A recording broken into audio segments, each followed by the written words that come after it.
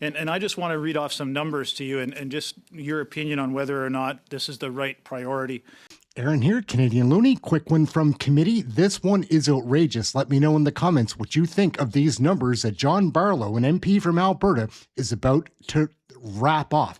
This is some crazy spending when they're shutting down research for farming in Canada. Let's take a look. It's a quick one. Let me know in the comments what you think.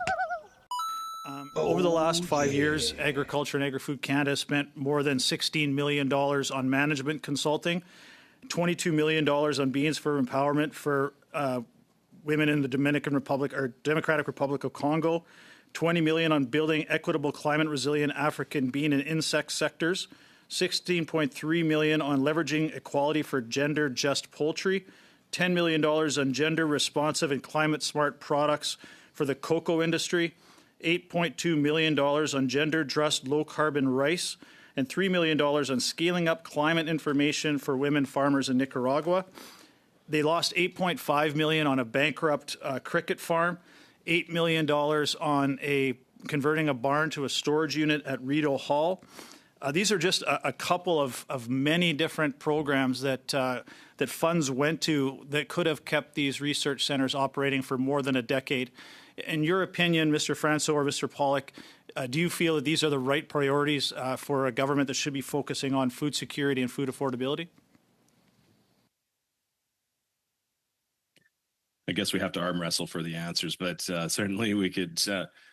A pretty easy no. We're faced with more challenges than ever before, and you didn't mention anything about trade disruptions. We're undergoing a pretty tough battle with our American friends in CUSMA.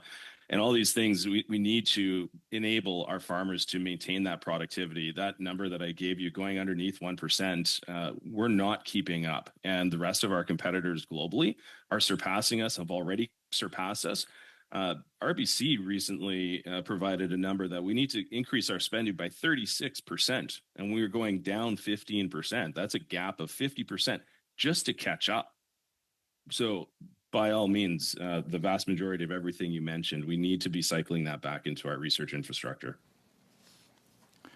And just to put a number on Mr. Pollock's comment about productivity, going from 1% productivity growth from 2% down to 1% of productivity growth in agriculture is a loss of more than $30 billion in cash receipts in the pockets of farmers. So this is a very real number when you see that loss in production with Canadian farmers.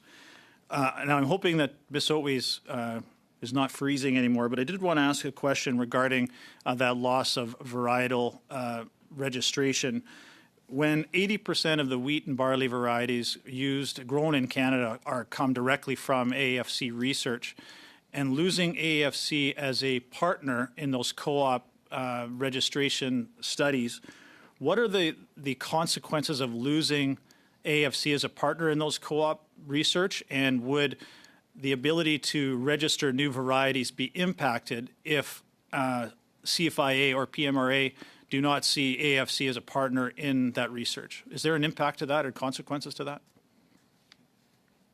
Absolutely, and we're seeing some of those right now.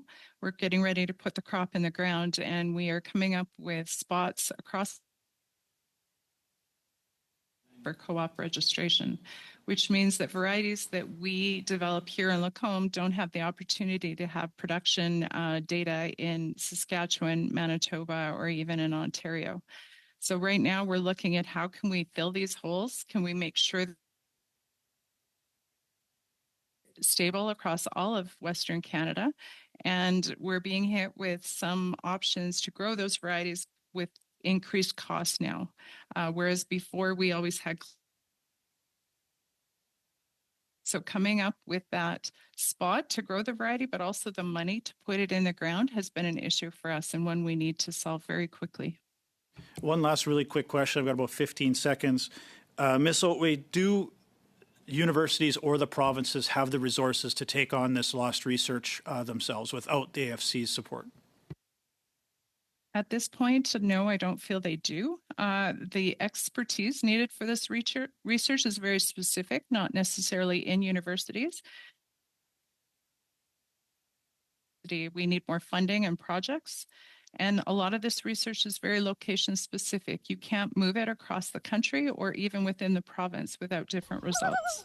Everyone has an opinion about Canadian federal politics. My name's Aaron, this is Canadian Looney. We're going to wrap it up. If you've enjoyed this video, please leave a comment below. Check out this playlist, check out this video.